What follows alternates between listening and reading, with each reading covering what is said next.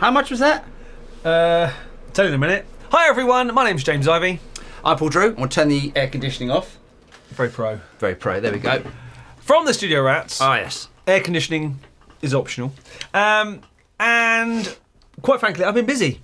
I've been busy building. This is kind of the follow-up to our kind of DIY pedal kind of vibe that we seem to be going down for a little bit. And these are my first 2 pedal creations. They're the first 2 you did? Yes. They're really good, aren't they? These are both Fuzz Dog kits. This is the Candyman, it's the version 2, hence I've called it the Candyman 2. And this is the Double Down Bonner Boost. So we looked this up. Yes. The Candyman is a clone of a Timmy pedal, Paul Cochrane Timmy. Right. And this is a 2-in-1... Oh, it's a Zevex 2-in-1 something double... Oh, what's it called? Double boost. Have you still got it on your phone? Go and look it up. Look it up. Hang on. Do hold. We do research before these videos. No, we don't. No, Don't give anybody that idea. A Supa Dupa. A Supa Dupa. So Zevex Supa Dupa 2-in-1? 2-in-1. Nice. I went in very cold, blind into this and went, Candyman. That's got Lukather overtones in it. Is it called Candyman because of Lukather? I don't know. I'm going to go with yes. I like the idea of that. I see. So you didn't choose it. So this isn't like a known Steve Lukather pedal. Not as far as I know. It's like you liked the name Candy. Yeah, okay, good. Yeah, okay. I went in. I read the specs and went, oh, that sounds like fun. Right, nice. And it's awesome. It's got a gain pot. It's got a master volume pot, and it's got a treble and bass filter. They're not additive. They are reductive. Subtractive even, that'll do. Okay. And then there's 3 clipping options on the 3-way switch in the middle. We should say we're not sponsored by Fuzz Dog. Fuzz Dog? No, in any way, shape or form. I bought these with my own money. Do they even know that we're doing this video? Nope, they have no idea. You buy these as kits. Yep. And they cost what? Go on. I think they start off about 35 quid. As I've said in previous videos, there are then options. So you can buy the optional daughter board, which makes wiring the switch to the board easier, which I did. You can then spend 50p on a ribbon cable to make it neater, which I did. You then have to buy the pots. These pots are about £1 each. Right. Sorry, pot tops. Yeah, not the actual. yeah. The pot comes part of the kit, but the actual knob is about £1 each. But I thought these look really cool and they're nice and tactile and lovely. Yep. I own a label printer, which is how I got these nice labels. Lovely jubbly. And I liked the idea of doing some DIY, getting the soldering iron out. Don't be afraid of this. You don't have to be a soldering genius to do it. Right. You do need to have a half decent soldering iron, as in one that is a constant temperature, rather than like a cheap $4.99 from Maplin's job. I've got a half decent constant temperature soldering iron. I also have, one of the biggest problems I had was working out the resistance values for each resistor, because obviously it's individual components. You have to put them into the board and solder it up. But resistors have a series of rings, and that's how you work out your resistance value. No one cares. No one cares about your resistance rings and all that sort of stuff. All they give a monkey's about is how these things sound. This is true, but that was the challenging part until I realised that my multimeter had a resistance meter on it, and I could just do it that way. Bang, job's good. It sped up the process. I did these in about an evening each. We're not talking hours. Right. Yeah. They will do, if you're in the UK, they will make them for you for about 40 quid. Nice.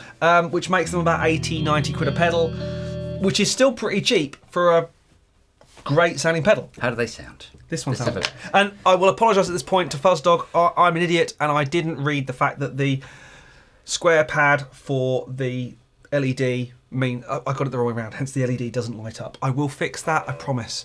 So this is the Candyman and it's lovely.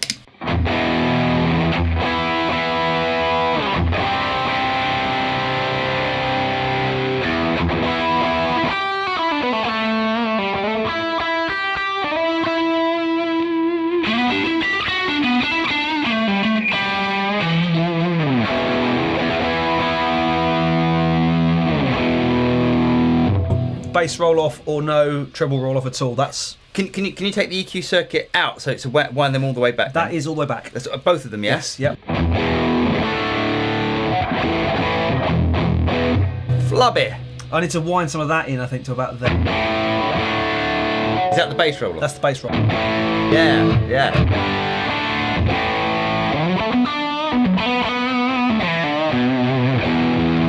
clipping switch, I can't get to do a great deal. It's very, very subtle. It is there. It does do something very, very gentle, but it's... I'm sure there's someone that will tell us differently. I'm sure there is. I can't hear it, but, you know.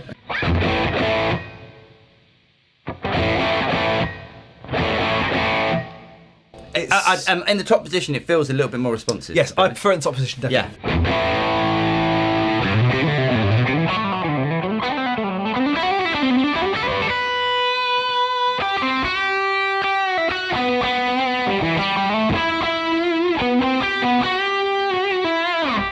Nice, isn't it? It's really nice. It feels great. And then we have the double down Bono boost. This is the Supa Two in Dupa. one Supa Dupa. It is 2 boosts in a single pedal. Now, why 2 boosts? So we've got boost control and then a master volume on the second boost. I think the question everyone wants to know, why is it called a Bono boost? No idea. Is it like a Bonamassa? Does Joe Bonamassa use them? I know. Again, I just thought 2 pedals in one has got to be good value. Better than 1 pedal in one. Always. So, boost number 1.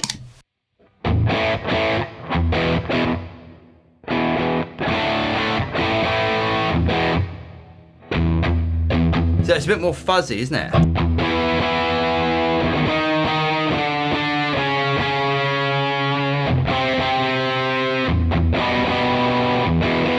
Love that. Second one. As far as I know, they're the same circuit, but the second circuit has a master boost. Now, why have a master boost? Well, quite frankly, things get interesting when you put them 2 together.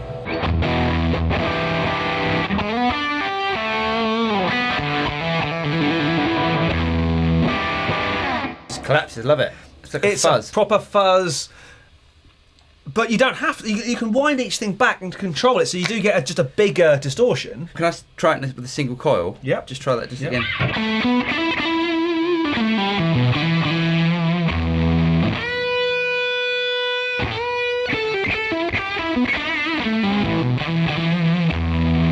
I love how it's Right. It's out of control, Yeah. fuzzy, and kind of like you've got that super saturation kind of.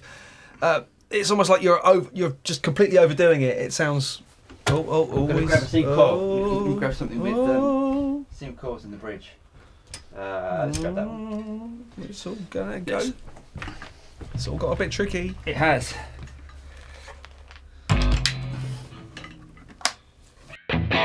Okay.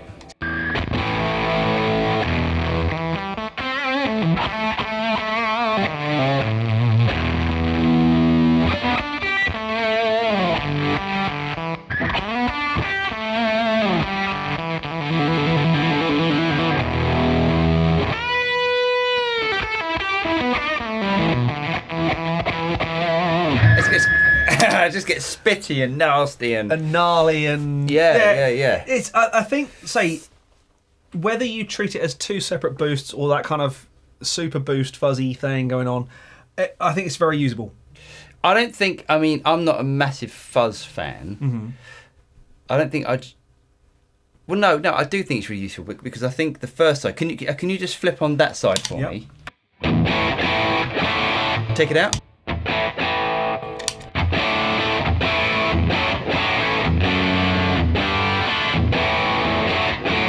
Okay, and then the other side, and they're both together. You can use the master volume to bring that second one down to make it.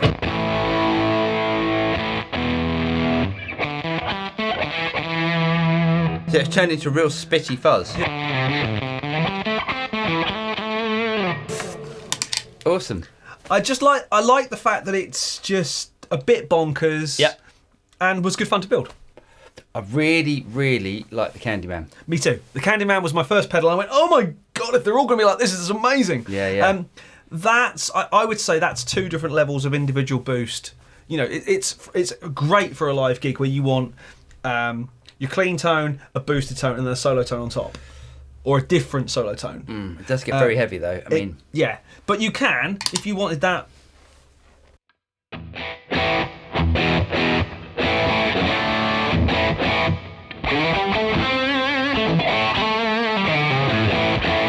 Still fuzz.